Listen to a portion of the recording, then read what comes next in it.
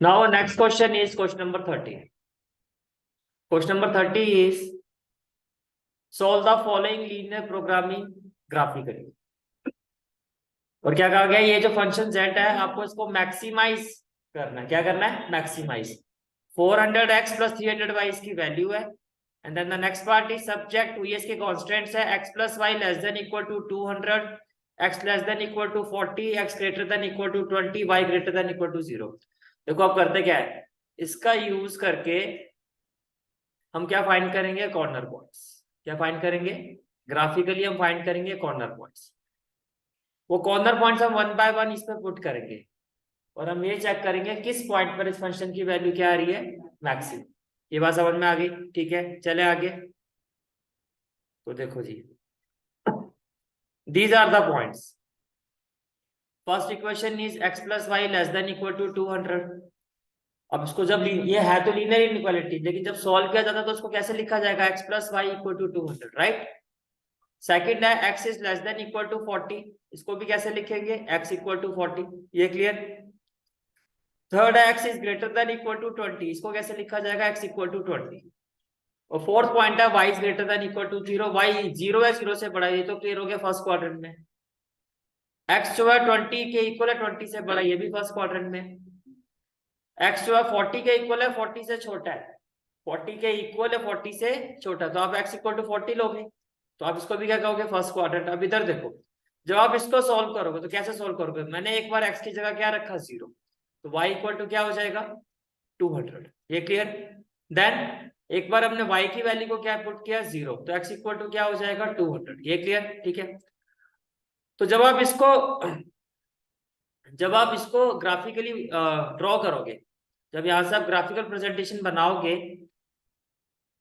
तो कह रहे हैं दैट कुछ इस तरह से बनेगी आपकी। ये देखो 0 to 200, तो ये वाला पॉइंट होगा। तो दूसरा पॉइंट क्या है आपका? 200 0, ये पॉइंट हो गया 200, 0, और ये पॉइंट हो गया 0, 200। तो क्या ये लाइन समझ में आ गई आपको? ये जो इस तरह से बने, ये क्लियर हो गया। अब हम ये देखें कि इसका शेड किस तरफ जाएगा, तो आप ये देखो, तो उसके लिए हम क्या करते थे? 0 0 टेस्ट। तो 0 0 टेस्ट, अगर मैं यहाँ पे x और y की जगह 0 रखूं तो 0 प्लस 0 क्या होगा? 0 लेस देन इक्वल टू 200। तो आप ये कह रहे हो 0 या तो 200 के इक्वल है या 0 200 से छोटा होता है। होता है 0 200 के इक्वल तो छोटा तो होता है, दोनों में से एक कंडीशन सेटिस्फाई होनी चाहिए जो आपकी हो रही है कि 0 जो है 200 से छोटा होता है। अगर आपका टेस्ट जो है वो पास हो रहा है, तो जो इसका शेड है कहने से ओरिजिन की तरफ आएगा, क्योंकि आपका टेस्ट क्या हो गया है? पास हो गया। ये सारी चीजें क्लियर, इसमें कोई डाउट तो नहीं है किसी को? ठीक है, okay.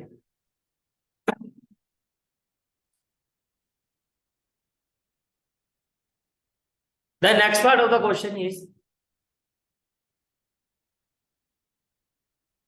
x equal to 40, x less than equal to 40, यानी कि जो लाइन है 40 से पास होगी x एक्सिस पर, सिर्फ सिंगल वेरिएबल है ना, तो लाइन जो है कहां से पास होगी? 40 से पास होगी। तो क्या ये चीज समझ में आ रही है आपको? दिस इज द लाइन, ठीक है। फिर आपने कहा x 40 से छोटा है, तो छोटा होने का मतलब देखो x less than equal to 40, तो 0 जो है 40 से छोटा होता है, टेस्ट पास हो रहा है ना, तो इसमें भी जो शेड है वो यहाँ आएगा। पहले बताओ ये क्लियर, ये पॉइंट क्लियर हो गया, ठीक है। फिर उसके बाद नेक्स्ट आता है आपका x greater than equal to 20। अब यहाँ अगर 0 0 टेस्ट करोगे तो आप ये सॉल्यूशन निकालोगे, कंक्लूजन निकालोगे कि 0 is greater than equal to 20। अब 0 20 से बड़ा तो नहीं होता, यहाँ के आपका टेस्ट क्या हो गया? फेल। पहले तो देखो x इक्वल टू 20 का मतलब जो लाइन आप ड्रॉ करोगे वो पैरेलल टू y एक्सिस होगी, और कहां से पास होगी? 20 से। This is the line. और टेस्ट आपका क्या हो रहा है? फेल हो रहा है। तो फेल होने का मतलब, फेल होने का मतलब क्या? अपोजिट, ओरिजिन के अपोजिट जाओगे। तो समझ में आ रहा है? इस तरह से शेड जाएगा। ये भी क्लियर हो गया। और थर्ड लाइन है आपकी y equal to 0। y equal to 0 का मतलब x एक्सिस, यानी कि इसमें तो आप इस तरह से आओगे first quarter, y is greater than equal to 0। सारी चीज समझ में। अब देखो कॉमन शेड अगर मैं देखूं, जैसे इसका शेड ये आ रहा है, इस लाइन का शेड ये जा रहा है आपका, इसका शेड ऐसे जाएगा, 4 कांस्टेंट है ना आपके, और इसका शेड ऐसे जाएगा। तो जब आप कॉमन शेड देखोगे, जैसे देखो ये ऐसे आ रहा है, ये आपका ऐसे जाएगा,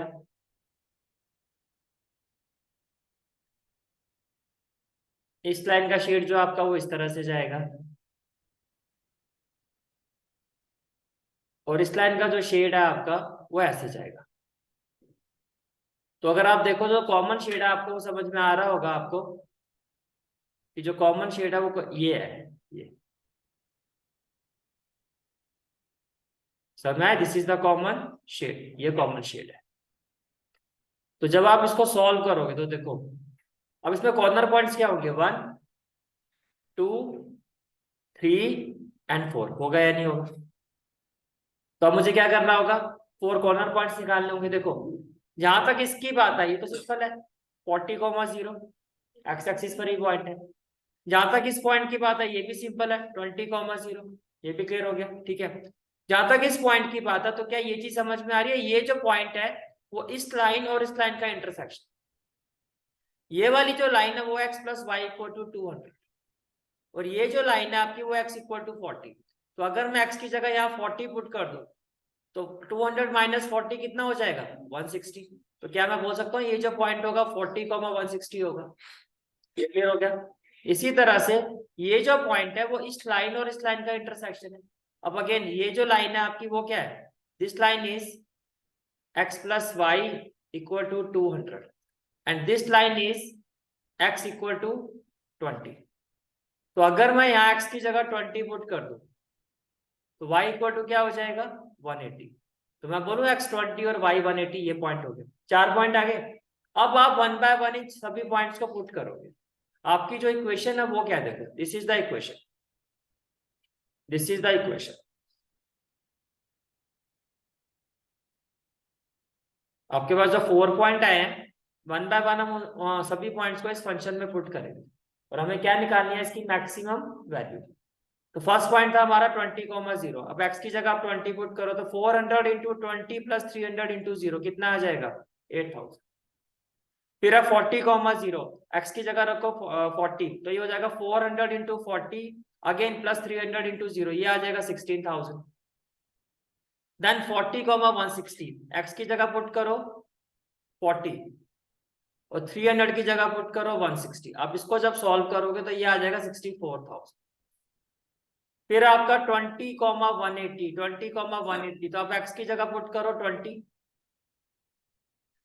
और y की जगह पुट करो 180, इसको सॉल्व करोगे तो ये आ जाएगा 62,000। तो मैक्सिमम वैल्यू कहाँ आ रही है आपकी, 40,160 पर। क्लियर हो गया क्वेश्चन, ठीक है। तो आप क्या कहोगे, जो मैक्सिमम वैल्यू होगी फंक्शन की वो कितनी आएगी, 64,000 when x is equal to 40 and y is equal to 160। कोई डाउट है तो बताओ, क्लियर है यहाँ तक, ठीक है।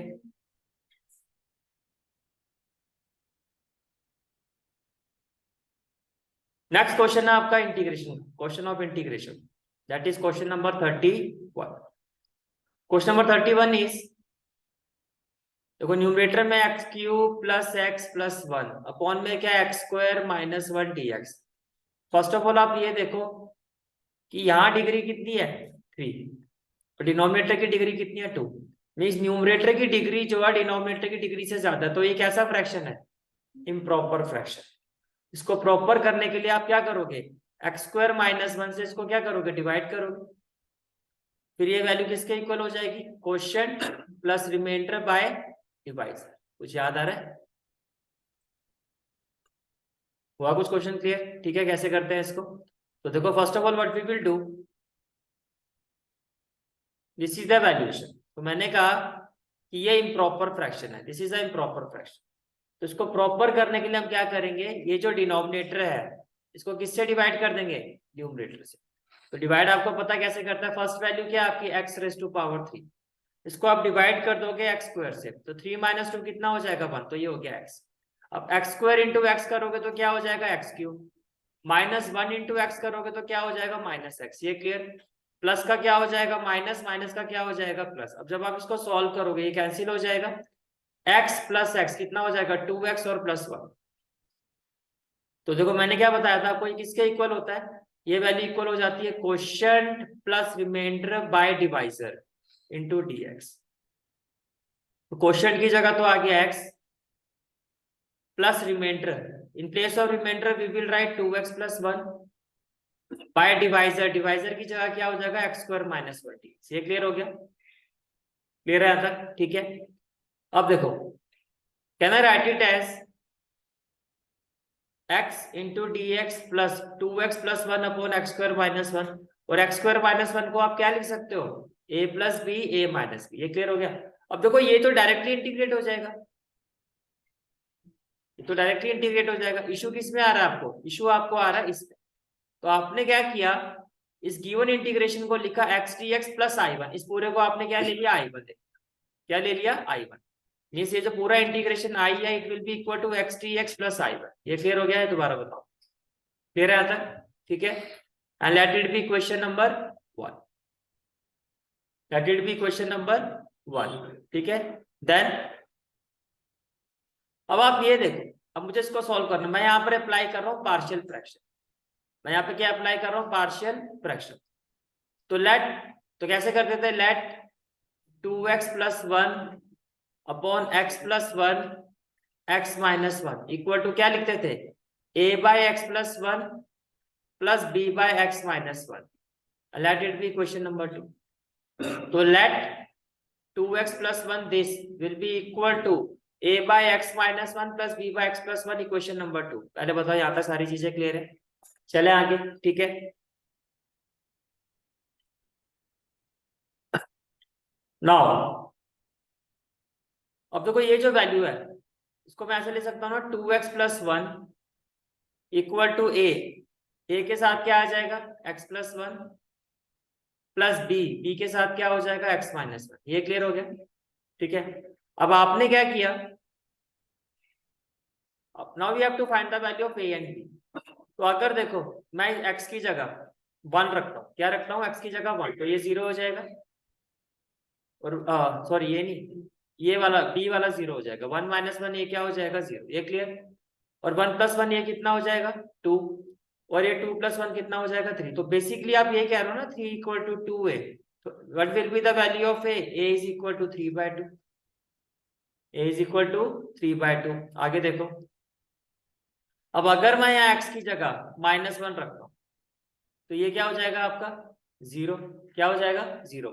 -1 क्या हो जाएगा -2b, और ये हो जाएगा -2 प्लस 1 क्या हो जाएगा -1 होगा।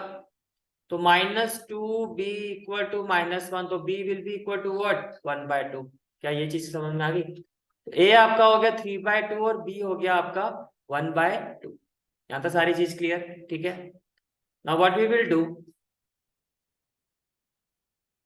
putting these values in equation 2, putting the value of a and b in equation 2,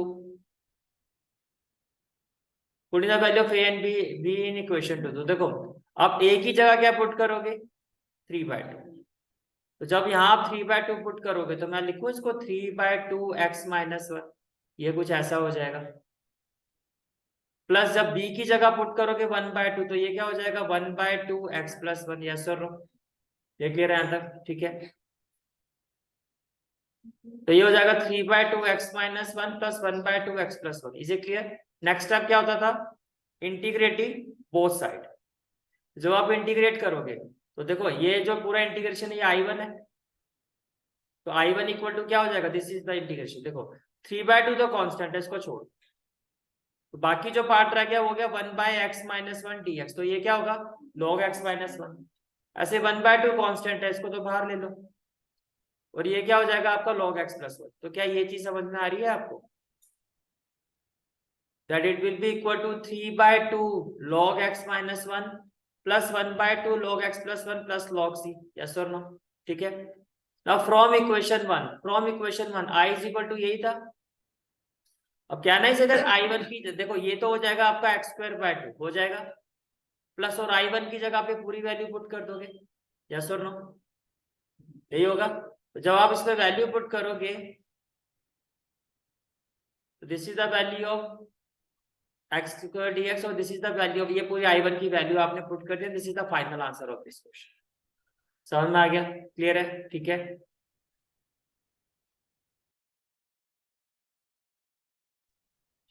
तो next question is section D. Next question is from section D. इसमें जितने भी आपके क्वेश्चन है सारे कितने मार्क्स के होंगे? 5 मार्क्स के होंगे।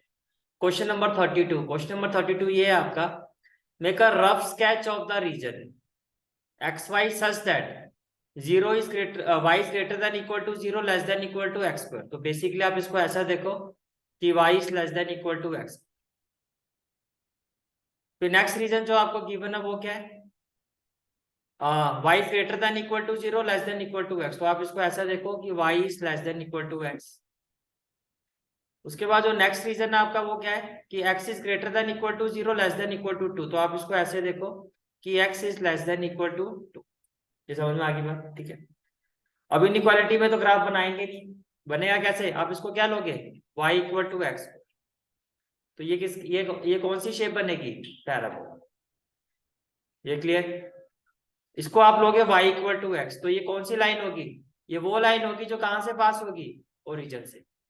ये हमने देखा था, इसकी मैंने कंडीशन भी बताई थी। x less than equal to two. तो अगर मैं इसको x इक्वल टू टू करता हूं तो डायरेक्टली x एक्सिस पर पास होगा पॉइंट टू से पैरेलल टू y एक्सिस। तो अगर मैं इसका आपको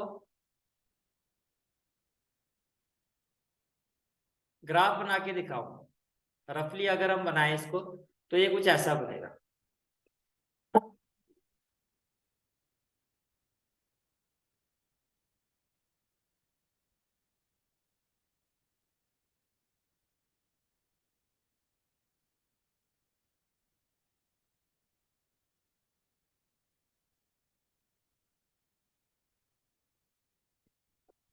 ये देखो, तो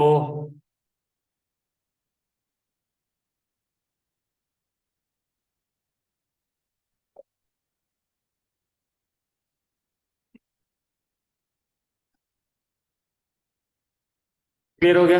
ठीक है। अब देखो ये क्या है, ये किसको रिप्रेजेंट कर रहा है? Parabola. X square equal to y, तो अपवर्ड पैराबोला। कहने से कुछ इस तरह से बनेगा आपका। ये क्लियर हो गया? ठीक है। मैं इस लाइन की बात करता हूं तो ये है एक्स इक्वल टू वाई। इसका मतलब line passing through origin, line passing through origin, कुछ इस तरह से लाइन जाएगी। ये क्लियर हो गया? ठीक है।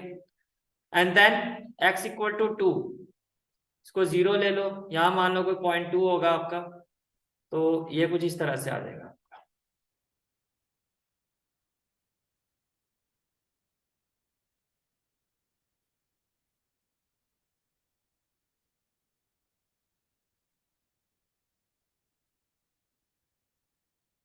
क्लियर हो गया था? ठीक है। अब ये देखो कि इनके शेड कहाँ कहाँ जाएंगे। देखो, अगर मैं इसके बीच में कोई पॉइंट ले लेता हूँ, let that point be one. तो मैंने पॉइंट ले लिया 1,0, 1,0। अब देखो ये जो इक्वेशन है आपकी, ये कहती है, इसको अगर आप देखो तो ये है y is less than equal to x square. तो अगर मैं यहाँ इस पॉइंट को पुट करता हूँ 1,0 को, 1,0 को, तो इसका मतलब ये हुआ ना zero is less than equal to one. Y की जगह क्या हो गया? Zero zero. अब जीरो वन से छोटा होता है तो टेस्ट पास हो गया। इसका मतलब ये जो पैराबोला है इसका शेड कहाँ जाएगा? नीचे की तरफ जाएगा। कहाँ जाएगा? नीचे की तरफ। ये क्लियर हो गया? ठीक है। इसी तरह से आप इस लाइन को देखो, x equal to y, x equal to y, x equal to y. और यहाँ पर इसकी इक्वेशन क्या थी? लाइन की इक्वेशन थी y is less than equal to x, y is less than equal to x. तो y की जगह तो आपका क्या हो जाएगा? जब आप इस वाली लाइन को देखो, ये देखो ये वाली लाइन, आप ये कह रहे हो y जो है जीरो के इक्वल है या जीरो से बड़ा है, लेकिन x से क्या है? छोटा। x से क्या है? छोटा। तो अगर मैं y की जगह जीरो रखूंगा तो ये भी सेटिस्फाई हो रहा है। इसका शेड भी फिर कहाँ जाएगा? नीचे की तरफ ही जाएगा। ये क्लियर हो गया? अब यहाँ देखो, यहाँ यहाँ आपने ये देखना है कि ये ओरिजिन की तरफ जाएगा या यहाँ से बाहर जाएगा। ओरिजिन की तरफ जाएगा या ओरिजिन से अपोजिट साइड में जाएगा। तो अगर मैं इस पॉइंट पर x is less than equal to two, zero zero test करता हूँ, तो जीरो जो है वो टू से छोटा होता है। तो यहाँ पर भी जो शेड है आपका वो किस तरफ जा रहा है? तो कहना ही से दैट जो आपका कॉमन शेड है वो ये रेड वाला होगा, ये वाला। होगा ना ये वाला, कुछ इसी तरह से होता है आपका, ठीक है। और एरिया अंडर द रीजन, तो किसके अंडर आएगा ये? अब यहां से यहां तक देखो, तो यहां तक तो किसके अंडर आ रही है? मैं आपको एग्जैक्टली ये फिगर दिखाता हूँ किस तरह से बनेगी। ये फिगर कुछ इस तरह से बनेगी, प्रॉपर मेजरमेंट में फिगर कुछ इस तरह से बनेगी। समझ में आ रही है भाई? ये आपका हो गया पैराबोला, ये समझ में आ रहा है? ये आपका क्या है? पैराबोला हो गया। ये आपकी वो लाइन होगी, और ये हो गया x इक्वल टू 2। अब यहाँ देखो अगर आपको समझ में आ रहा होगा कि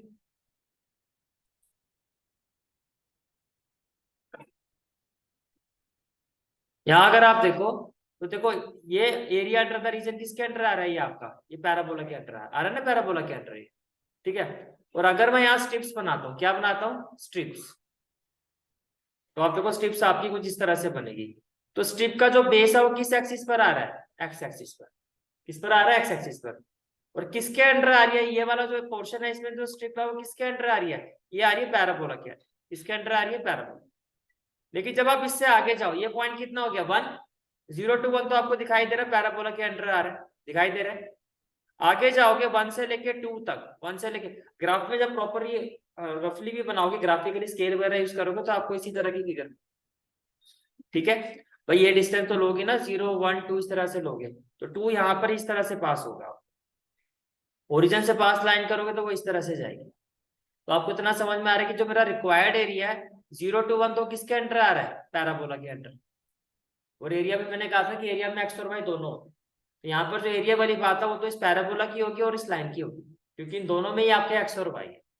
लेकिन अगर मैं 1 से आगे जाता हूँ, 1 से आगे कहाँ तक? 2 तक। 1 से आगे कहाँ तक? 2 तक। ये किसके अंडर आ रहा है? लाइन के अंडर। दोनों को ऐड करो तो कहने से इधर जो आपका रिक्वायर्ड एरिया होगा that will be equal to 0 to 1 y parabola dx, और प्लस क्या हो जाएगा? 1 to 2 y लाइन dx। अब देखो y equal to x square है, तो ये क्या हो जाएगा? 0 to 1 x square dx plus 1 to 2 y किसके इक्वल था? X, x dx। इसको सोल्व करके आपको आंसर निकालना। मेन चीज जो समझा रहा हूँ समझ में आई? मेन चीज जो है आपको मैं समझाने की कोशिश कर रहा हूँ वो समझ में आ रहा है आपको? कि भाई जब आप इसको बनाओगे, जब इसको आप प्रॉपर वे में बनाओगे तो कुछ इस तरह की फिगर बनेगी आपकी।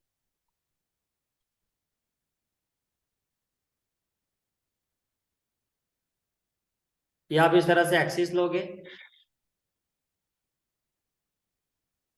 Then what we will have? First of all parabola.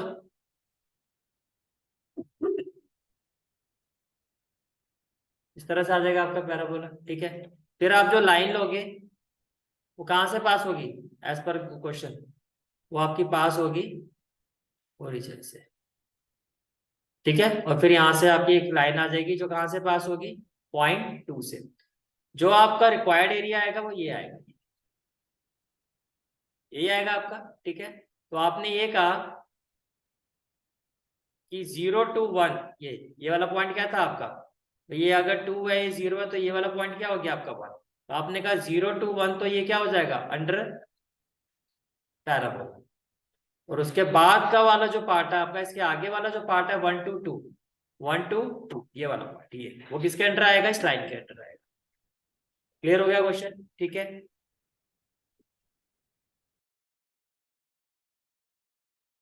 तो जो रिक्वायर्ड एरिया आएगा आपका 0 to 1 y parabola dx plus 1 to 2 y line dx। तो देखो y इक्वल टू क्या था? X square. अगर dx है तो आप y की value in terms of x रखोगे तो ये हो गया x square dx। Again in terms of x y की वैल्यू लाइन पर क्या होगी? x, तो यहाँ आपने रखा x dx।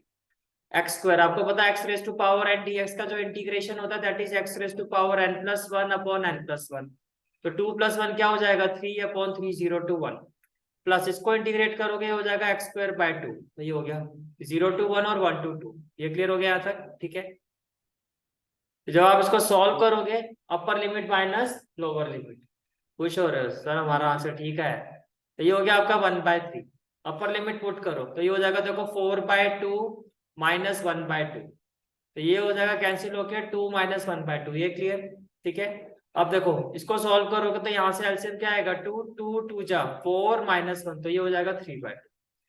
यहाँ आपने एलसीएम लिया होगा 6, तो ये हो जाएगा आपका 3 के टेबल में 6 किस पर आएगा 2, तो 2 2 3 जा 6, 3 3 जा 9, तो 11/6। तो ये आपका आंसर ठीक आ रहा है।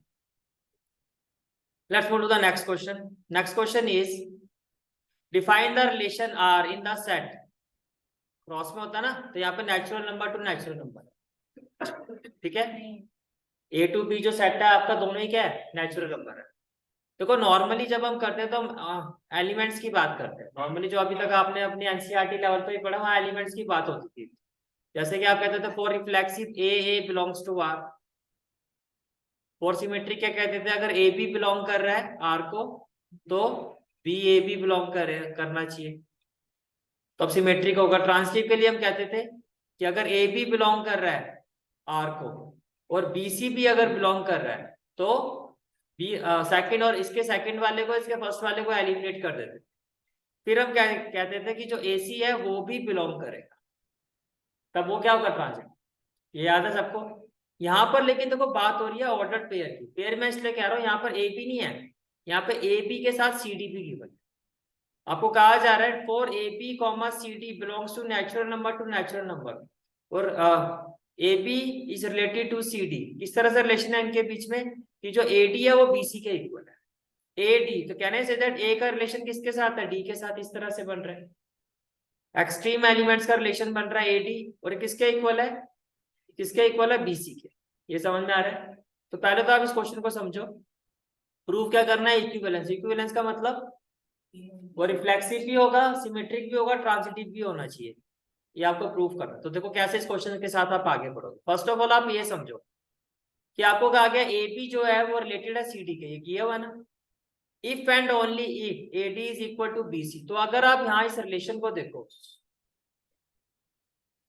जो गिवन कंडीशन है, अगर आप इसमें देखो तो देखो यहाँ पर कहा गया ए डी, ए के साथ किसका रिलेशन आ रहा है, डी का, equal to b c, equal to b सी।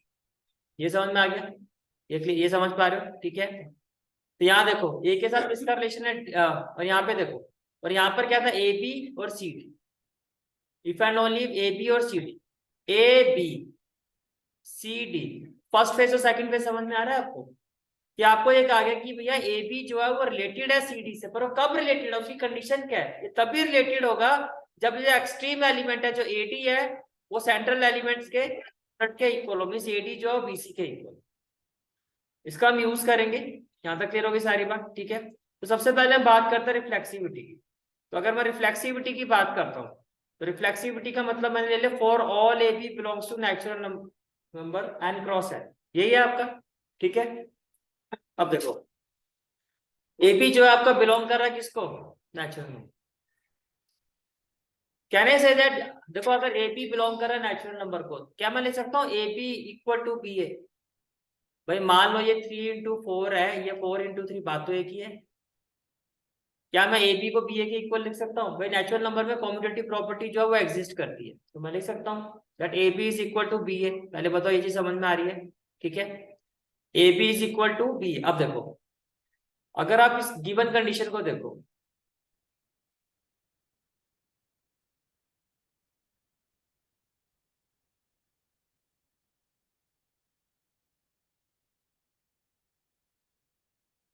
अब अगर मैं इसका कंडीशन देखो, कंडीशन कहते हैं इफ एंड ओनली इफ ये फर्स्ट एलिमेंट सेकंड वाले के फर्स्ट के साथ रिलेटेड है, समझ में आ रहा है, ठीक है। और इसका जो सेकंड एलिमेंट है वो इसके फर्स्ट सेकंड के साथ रिलेटेड, फर्स्ट के साथ फर्स्ट, सेकंड के साथ सेकंड। अब यही चीज अगर आप यहाँ देखो, तो फर्स्ट एलिमेंट जो है इसके फर्स्ट के साथ रिलेटेड है, दैट इज ए बी, और इसका जो सेकंड एलिमेंट है वो इसके फर्स्ट के साथ रिलेटेड है, दैट इज ए बी। तो ए बी के साथ रिलेट नहीं कर रहा है।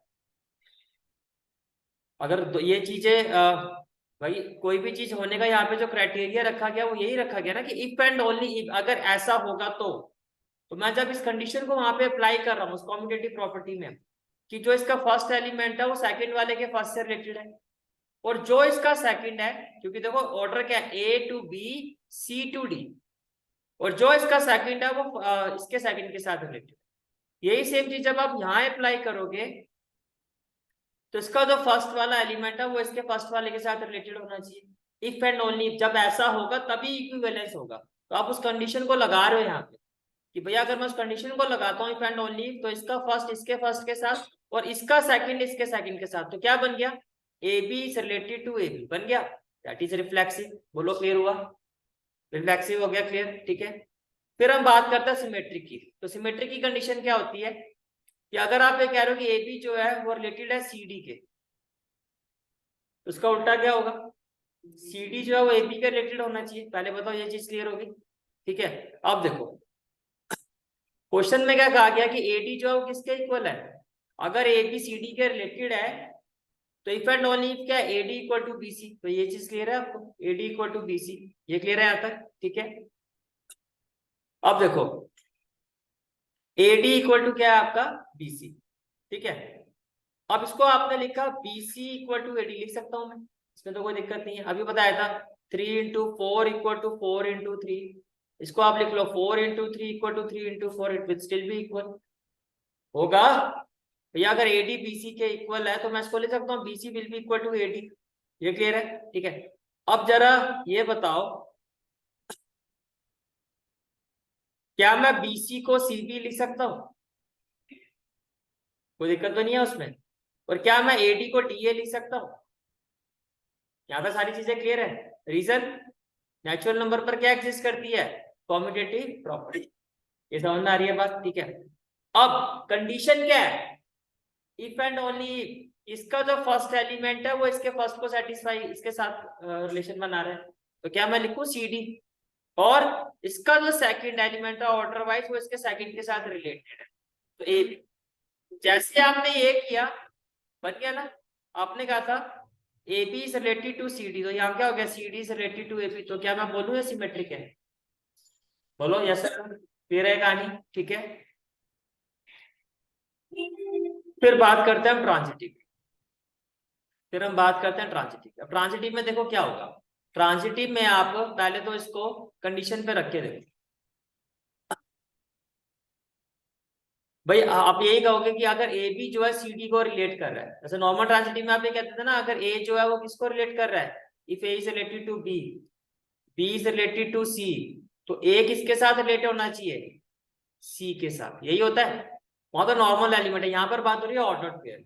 तो ए की जगह आपने लिखा a b is related to c d, if यहाँ भी दो कंडीशन लेते थे, अब यहां से शुरू करोगे तो आपने लिखा c d is related to e f, ये बात समझ में आ रही है।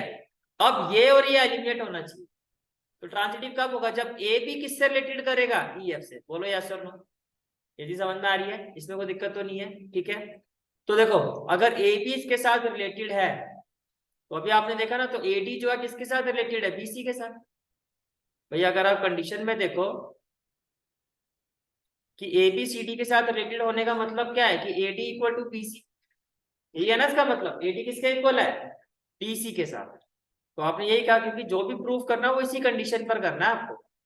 तो आपने देखा ना फर्स्ट दोनों केसेस में हमने इस कंडीशन का यूज किया है। तो आपने ये कहा कि a b is related to c d means what, a d is equal to b c, this is equation number 1, this is equation number 1।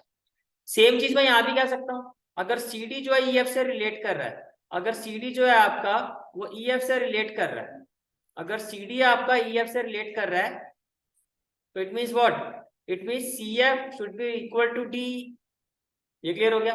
अब हमने क्या किया, मल्टीप्लाई करते हैं इक्वेशन 1 और इक्वेशन 2। मल्टीप्लाई कैसे करते हैं, लेफ्ट हैंड साइड के साथ लेफ्ट हैंड साइड को, तो ये हो जाएगा A D C F,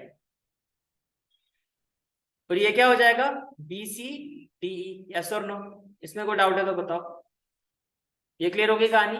A b c f is equal to b c d. अब देखो इसमें से कैंसिल क्या क्या हो रहा है, अगर आप इसमें से कैंसिल करोगे तो देखो डी से तो डी कैंसिल हो जाएगा और सी से सी, तो क्या रह गया a f equal to b, a f equal to b. अब रिलेशन कैसे बनता है, इसका फर्स्ट वाला इसके फर्स्ट वाले के साथ रिलेटेड होना चाहिए, और इसका जो सेकंड वाला है वो इसके सेकंड वाले के साथ, तो बन गया ना ए बी से रिलेटेड टू ई एफ। तो आप बोलोगे ये क्या है, ट्रांजिटिव। तो डाउट क्लियर है यहाँ तक, ठीक है।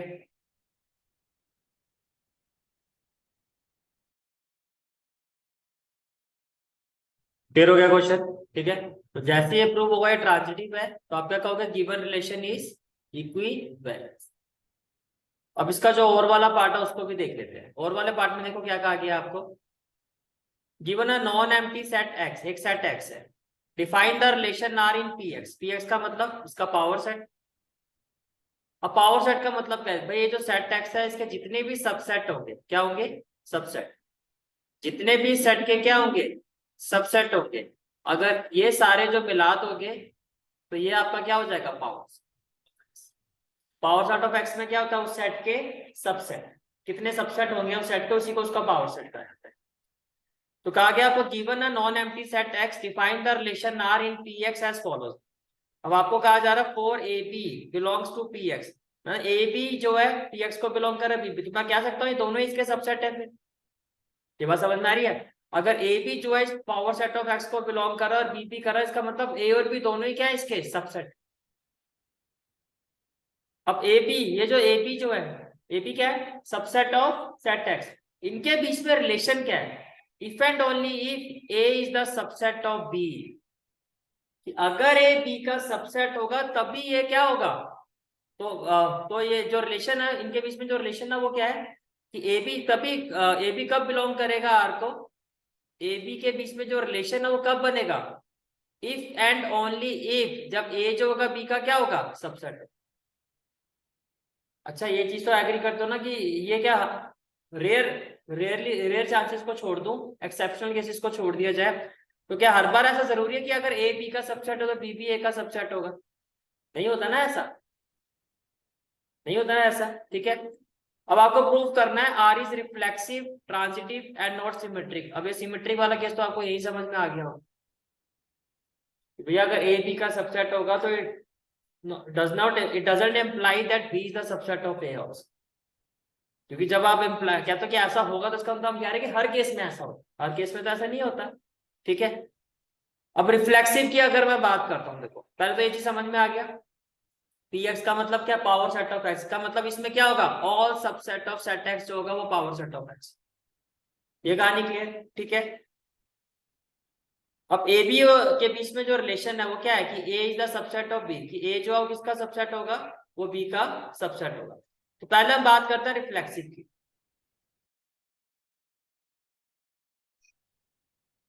तो देखो रिफ्लेक्सिव की जहां तक बात है, अगर ए बिलोंग कर रहा है पावर सेट को, तो can I say that a is the subset of a. अगर मैं एक पर्टिकुलर एलिमेंट, भाई रिफ्लेक्सिव में तो क्या होता है कि ये जो एलिमेंट है वो अपने रिफ्लेक्शन, मिरर रिफ्लेक्शन में खुद ही रहूंगा ना। तो अगर ए जो है वो इसको बिलोंग कर रहा है तो a is the subset of ए, इस कंडीशन को भी सेटिस्फाई कर रहा है। अगर एक एलिमेंट की बात करो, इसका मतलब ए जो है वो बिलोंग कर रहे हैं। आपने वहां पे क्या कहा था कि ए पी बिलोंग कब करेगा, ए पी कब रिलेशन से बिलोंग करेंगे रिलेशन को, if and only if A is the subset of B. अब यहाँ आपने क्या कहा कि ए बिलोंग कर रहा है पी एक्स को, फिर आपने कहा देखो बी की जगह आपने लिखा ए, तो a comma a belongs to R. कब होगा ऐसा, if and only if A is the subset of a, तो हो रही है कंडीशन सेटिस्फाइड। ये क्लियर हो गया, ठीक है।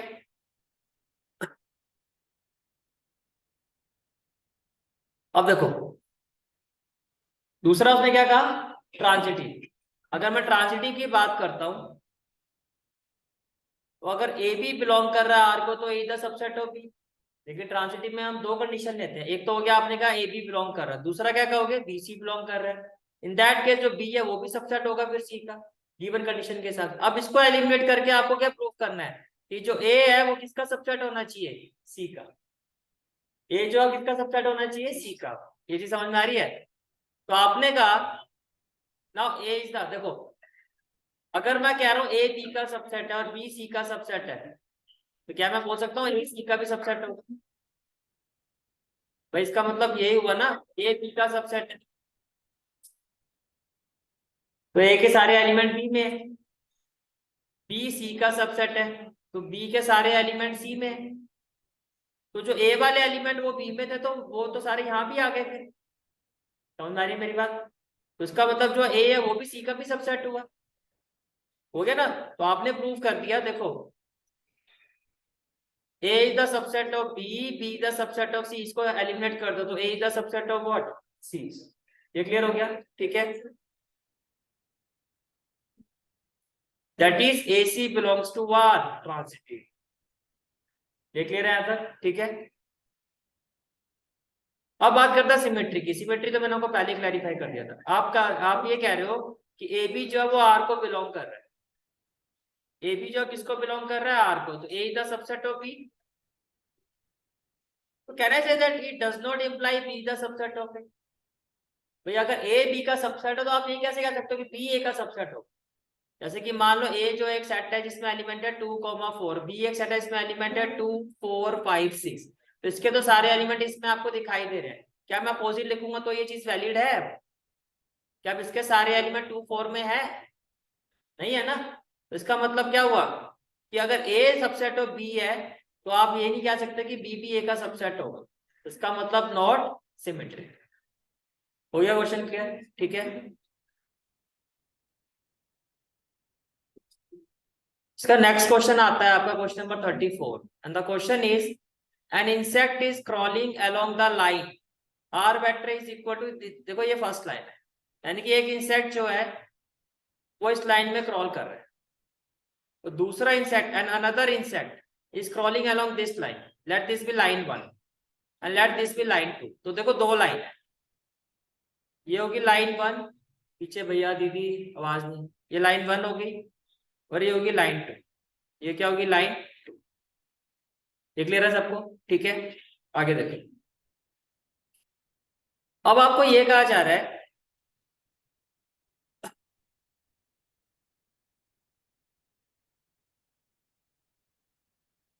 ओके, अब आपको ये कहा जा रहा है at what point on the line should they reach so that the distance between them is the shortest. जैसे कि ये आपकी लाइन होगी लाइन 1, राइट, और ये लाइन होगी आपकी लाइन 2। ये होगी लाइन 1, ये होगी लाइन 2। इंसेक्ट देखो इस पे क्रॉल कर रहा है, क्रॉल कर रहा है, क्रॉल कर रहा है, और इंसेक्ट जो है एक दूसरा इंसेक्ट जो है वो इस पे क्रॉल कर रहा है। मान लो ये क्रॉल करता करता इस पॉइंट पर आ गया और ये क्रॉल करता करता इस पॉइंट पर आ गया, ठीक है। तो इन दोनों लाइन के बीच में मैंने लाइन पैरेलल बना दी, पैरेलल नहीं बनेगी, आपको इससे कंफ्यूजन हो जाएगी। ऐसे समझो, एक लाइन ये है, एक लाइन ये है, ठीक है। अब एक इंसेक्ट जो क्रॉल कर रहा है वो लाइन 1 पर कर रहा है, ये कर रहा है लाइन 2। तो लाइन 1 पे क्रॉल कर रहा है, क्रॉल करता करता करता करता वो ऐसे हो गया, ये ऐसे कर रहा है। तो कहीं आपको दिखाई दे रहा है ना, ये दोनों जो पॉइंट है इनके बीच का डिस्टेंस कहीं ना कहीं हमें दिखाई दे रहा है शॉर्टेस्ट है।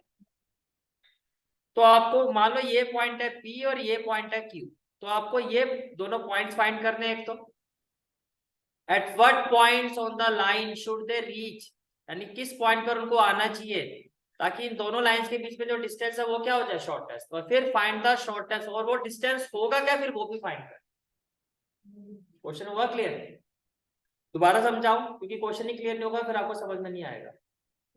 दो लाइंस है आपकी इस तरह से, ठीक है, तो दो लाइन आपको पता है shortest distance between the line, हमने किया था कंसेप्ट, वही कंसेप्ट है, ठीक है। तो आपको पहले तो वो पॉइंट्स निकालने पड़ेंगे। एक पॉइंट हो गया आपका लाइन 1 पर जिसको हमने कहा let that point be P, उसके कोऑर्डिनेट्स निकालोगे। एक पॉइंट आपको लाइन 2 पे निकालना, let that point be Q। अगर दो पॉइंट के कोऑर्डिनेट्स पता है फिर तो शॉर्टेस्ट डिस्टेंस सीधा ही निकल जाएगा। किस फॉर्मूले से? डिस्टेंस फॉर्मूला से। क्या? x2 minus x1 whole square, y2 minus y1 whole square plus z2 minus z1 whole square. पहले बताओ ये कहानी क्लियर? अब देखो इस क्वेश्चन को करने का बेस्ट पॉसिबल मेथड क्या है कि आप दोनों ही लाइंस को कार्टेशियन फॉर्म में कन्वर्ट करो। कार्टेशियन फॉर्म का मतलब x minus x1 by a, y minus y1 by b, z minus z1 by c। जैसे कि यहाँ देखो x माइनस x1, तो ये x1 होता था, तो क्या लिखूं? x माइनस 6, और लैम्डा के साथ जो होते थे ये क्या होते थे? डायरेक्शन रेशियो, तो मैं लिखूं 1। समझ में आ रहा है? फिर y माइनस y1, तो y1 क्या हो जाएगा आपका 2, अपॉन b क्या हो जाएगा? -2। फिर क्या हो जाएगा? z माइनस z1 की जगह क्या हो जाएगा? 2, अपॉन c क्या हो जाएगा? 2। ये समझ में आ गया? अगर मैं इसको इक्वल टू लैम्डा कर दूं, क्या कर दूं? लैम्डा, तो आपके पास उस p पॉइंट के कोऑर्डिनेट्स आ जाएंगे। क्या हो जाएंगे वो? लैम्डा प्लस 6, यहां से क्या हो जाएगा? -2 इंटू लैम्डा, तो ये हो जाएगा -2 लैम्डा प्लस 2, ये हो जाएगा। और यहाँ से क्या हो जाएगा 2 इंटू लैम्डा, क्या हो जाएगा 2 लैम्डा, और -2 यहाँ शिफ्ट करोगे तो क्या हो जाएगा +2। पहले बता, समझ में आ रही है पॉइंट? भाई सिंपल सी बात है, आपने ये कहा, मैं पहले कंसेप्ट सारा क्लियर कर देता हूँ ना, फिर आपको समझाना मेरे लिए इजी हो जाएगा। आप कह रहे हो कि x-6/1 किसके इक्वल है, लैम्डा के। तो यहाँ से x-6 क्रॉस मल्टीप्लाई करोगे तो ये लैम्डा ही तो आएगा। तो आप यही कह रहे हो ना x इक्वल टू λ+6 है, तो ये x आ गया। ऐसे जब मैं y-2 को लैम्डा के इक्वल रखूंगा तो y आ जाएगा, और ऐसे इस पॉइंट का क्या आ जाएगा, z आ जाएगा। ये समझ में आ गया? इसी तरह से जब आप इस लाइन की कार्टेशियन फॉर्म बनाओगे, देखो x-x1, तो माइनस माइनस क्या हो जाएगा प्लस, अपॉन में a होगा 3, इक्वल टू y-y1, j दिखाई दे रहा है आप, तो क्या लिखूं 0, अपॉन में क्या हो जाएगा -2 b, z-z1, तो z1 क्या हो जाएगा, माइनस माइनस क्या हो जाएगा +1, अपॉन में क्या हो जाएगा c -2, इक्वल टू उसको ले लो न्यू, वहां लैम्डा लिया था, यहाँ पे न्यू। तो यहां से मैं बोल सकता हूँ क्यू पॉइंट के कोऑर्डिनेट्स आ जाएंगे, क्या हो जाएंगे 3 इंटू न्यू, तो 3 न्यू, और +4 उधर जाएगा तो -4, ये क्लियर। -2 को इसके साथ करोगे तो क्या होगा -2 न्यू, अरे खत्म। -2 को न्यू के साथ करोगे क्या हो जाएगा -2 न्यू, +1 इधर जाके क्या हो जाएगा -1, ये भी क्लियर हो गया। अब एक बात बताओ, अगर मैं यहाँ पर, अब आपने क्या क्या फाइंड कर लिया, आपने पी और क्यू के कोऑर्डिनेट्स फाइंड कर,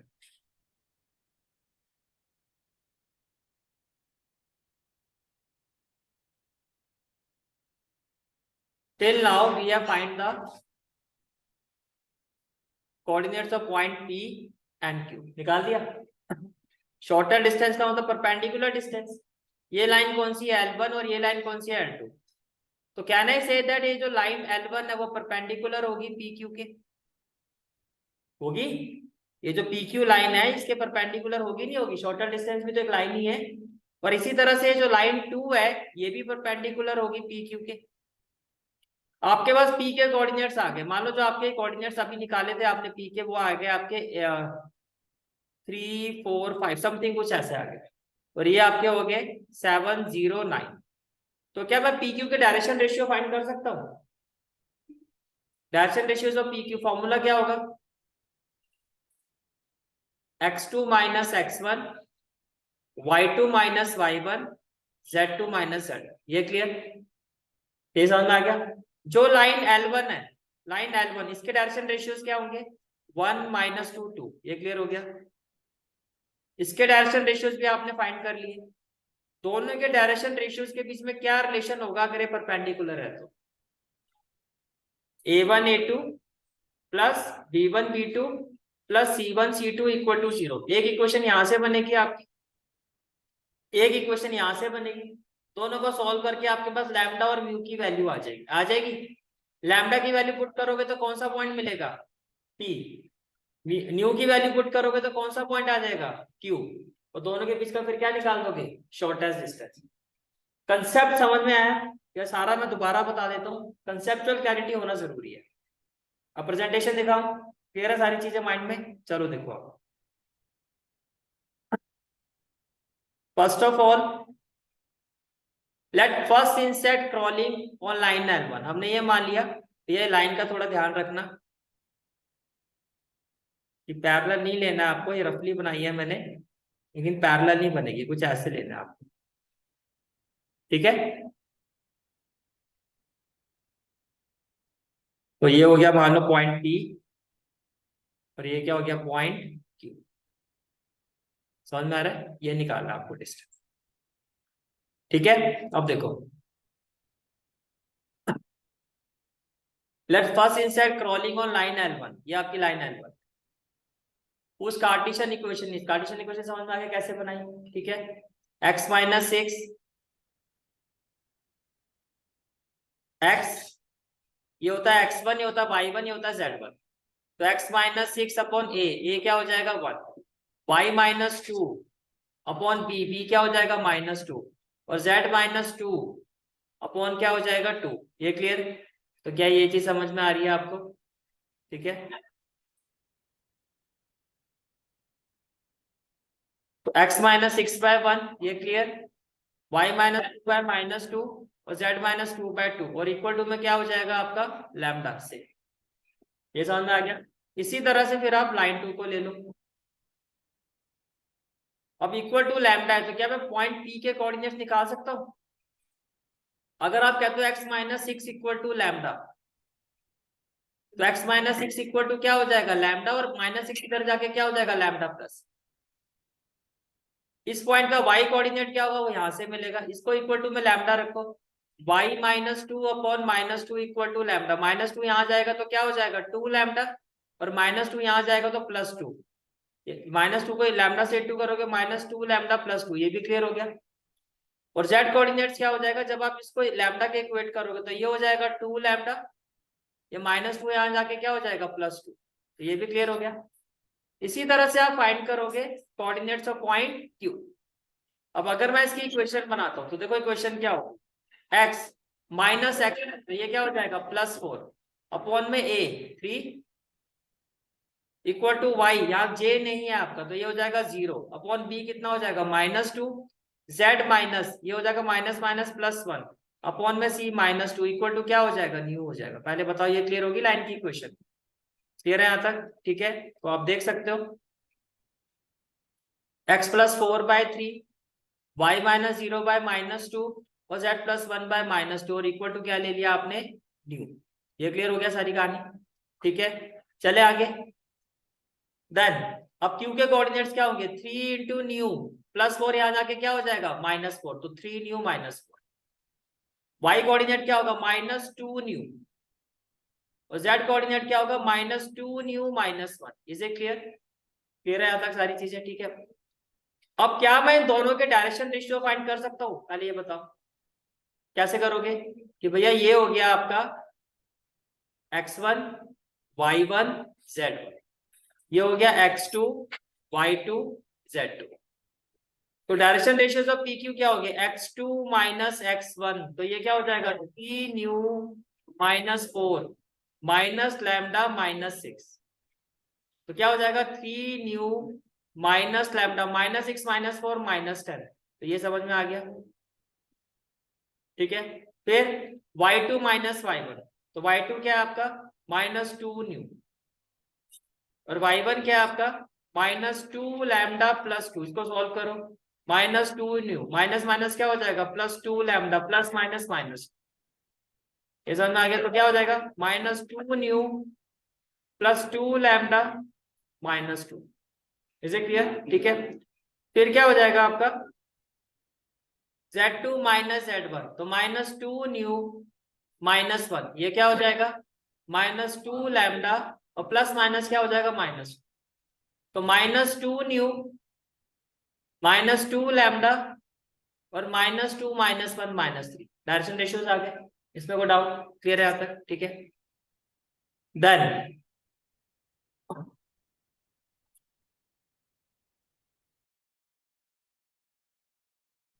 यहाँ तक क्लियर हो गए सारे पॉइंट? ठीक है आगे देखो। Now can I say that we know that if two lines are perpendicular then a1 a2 plus b1 b2 plus c1 c2 equal to 0 होगा।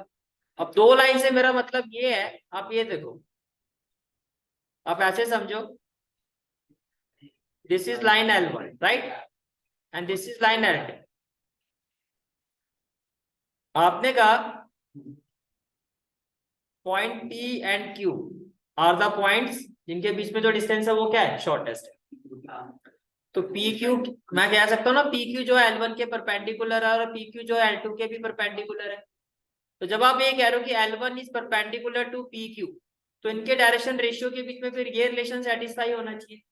और जब आप ये कह रहे हो कि जो PQ है वो परपेंडिकुलर है किसके L2 तो PQ और L2 के डायरेक्शन रेशियोज के बीच में भी ये रिलेशन सेटिस्फाई होना चाहिए। ये कहानी क्लियर हो गई? ठीक है तो देखो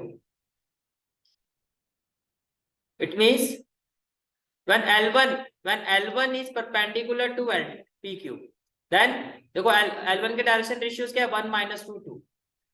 अगर आप L1 के डायरेक्शन रेशियोज देखो तो क्या होंगे 1 माइनस टू और 2 यही होंगे। और PQ के जो डायरेक्शन रेशियोज है वो अभी आपने फाइंड किए। These are the direction ratios of PQ। समझ में आ रही है मेरी बात? ठीक है, so these are the direction ratios of L1 and these are the direction ratios of what? PQ.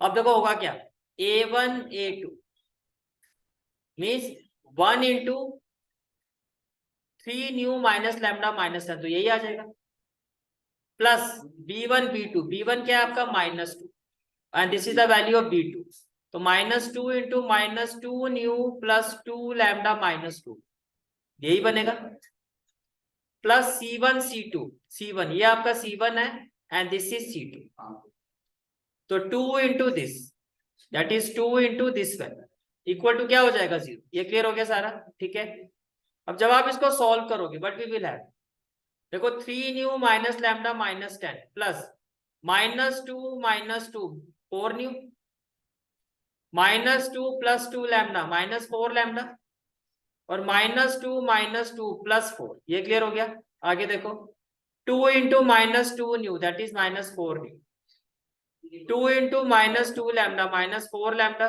और 2 into -3 that is -6, all will be equal to 0, ये क्लियर हो गया। अब आगे देखो -4 lambda -4 lambda minus lambda -9 lambda, then 4 mu और -4 mu, ये तो कैंसिल हो गया, ठीक है, +3 mu equal to what we will have, -10 -6 कितना होगा -16 प्लस 4 कितना होगा -12, लेफ्ट हैंड साइड में -12, राइट हैंड साइड में जाएगा तो 12, ये क्लियर? क्या मैं सभी को, देखो इसको मैं ले सकता हूँ 3 न्यू -9 लैम्डा इक्वल टू 12, तो सभी को अगर मैं 3 से डिवाइड कर दूं तो क्या हो जाएगा, 3 1 जा 3, 3 3 जा 9, 3 4 जा 12, क्या ये इक्वेशन क्लियर हो गई आपको? Nu -3 lambda equal to 4, this is equation number 1। चलो मैं आगे, ठीक है, यहाँ तक क्लियर हो गया क्वेश्चन। आगे देखो, तो next part is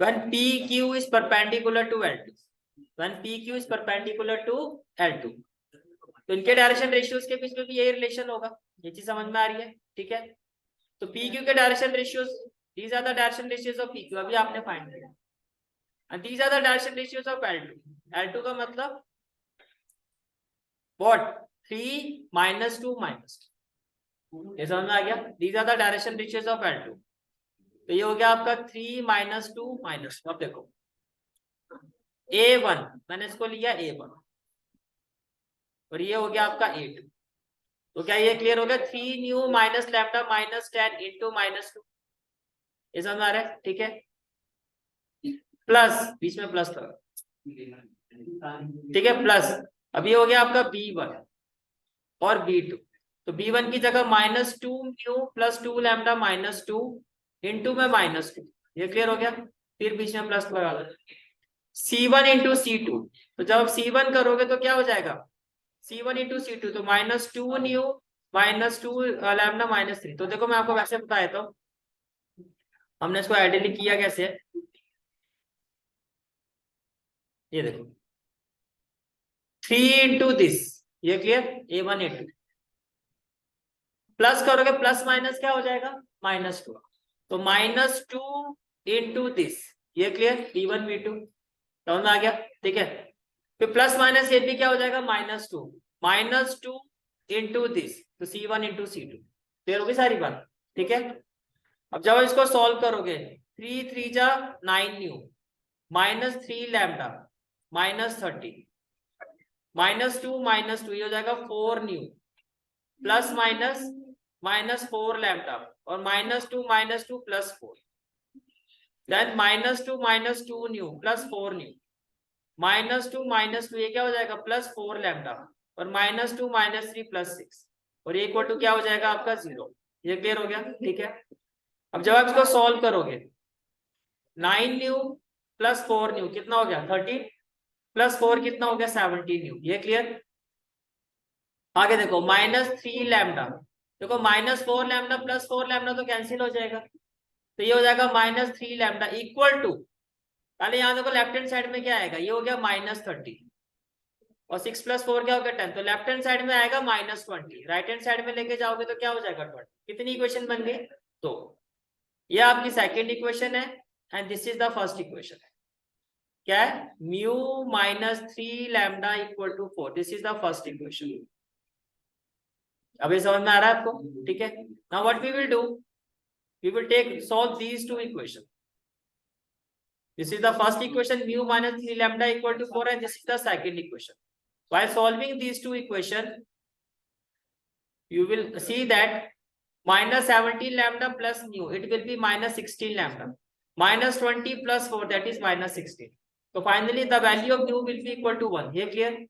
Now putting the value of mu in equation 1, जब यहाँ 1 पुट करोगे तो आपका लैम्डा जो है, देखो 1 - 3 लैम्डा, 1 - 3 लैम्डा इक्वल टू क्या हो जाएगा 4, तो लैम्डा इक्वल टू -1 आ गया। ये क्लियर हो गया यहाँ तक? ठीक है, अब देखो जो आपके रिक्वायर्ड पॉइंट्स थे वो क्या थे, पी और क्यू। तो पी आपका ये था, जो आपने पी फाइंड किया था, ये देखो पी आपका क्या था, लैम्डा +6 -2 लैम्डा +2 और 2 लैम्डा +2। और क्यू आपका क्या था, Q coordinates of Q R 3 mu -4 -2 mu -2 new -1। ये भी क्लियर हो गया? ठीक है, तो अब देखो आप, तो जब आप वैल्यूएशन पुट करोगे, these are the coordinates of P point. ये क्लियर हो गया? लैम्डा की जगह क्या पुट करूंगा, -1, तो जैसे आप लैम्डा की जगह -1 पुट करोगे तो 6 - 1 क्या हो जाएगा 5, -2 + 2, -1 पुट करोगे तो -2 × -1 ये हो जाएगा 2 + 2, ये कितना हो जाएगा 4, और -2 + 2 क्या हो जाएगा 0। ये क्लियर हो गया? ये आपका है point Q, these are the point Q. Nu की वैल्यू क्या आई थी आपकी, वैल्यू ऑफ न्यू इज 1, यहाँ 1 पुट करो, 3 - 4 क्या होगा -1, यहाँ 1 पुट करोगे तो क्या आएगा -2, और यहाँ 1 पुट करोगे ये आएगा -3। तो दोनों पॉइंट्स आ गए।